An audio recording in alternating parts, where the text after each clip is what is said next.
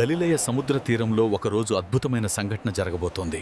యేసు బోధనలు వినడానికి దూర ప్రాంతాల నుండి వేలాది మంది అక్కడికి చేరుకున్నారు. యేసు ప్రేమ గురించి మాట్లాడాడు, క్షమ గురించి చెప్పాడు, దేవునిపై విశ్వాసం ఉంటే జీవితంలో అసాధ్యం ఏదీ లేదని ప్రజలకు బోధించాడు. శిష్యులు యేసు దగ్గరికి వచ్చి, ప్రభువా, ఇది అరణ్య ప్రాంతం, ప్రజలను గ్రామాలకు పంపిద్దాం, వారు అక్కడ ఆహారం కొనుక్కుంటారని చెప్పారు. అప్పుడు యేసు చిరునవ్వుతో, వారికి మీరు ఆహారం ఇవ్వండి అని అన్నాడు. ఆ మాట విన్న శిష్యులు ఆశ్చర్యపోయారు.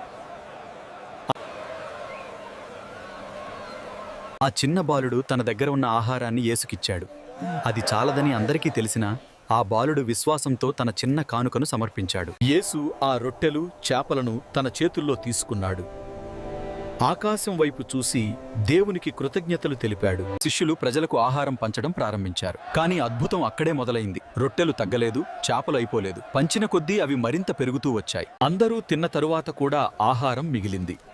శిష్యులు మిగిలిన రొట్టెలు, చేపలను సేకరించగా 12 బుట్టలు నిండిపోయాయి. ఆ రోజు ప్రజలు కేవలం ఒక అద్భుతాన్ని మాత్రమే చూడలేదు, దేవుని ప్రేమను అనుభవించారు. మన దగ్గర ఎంత చిన్నది ఉన్నా దానిని విశ్వాసంతో దేవునికి అప్పగిస్తే అది అనేక మందికి ఆశీర్వాదంగా మారుతుందని తెలుసుకున్నారు.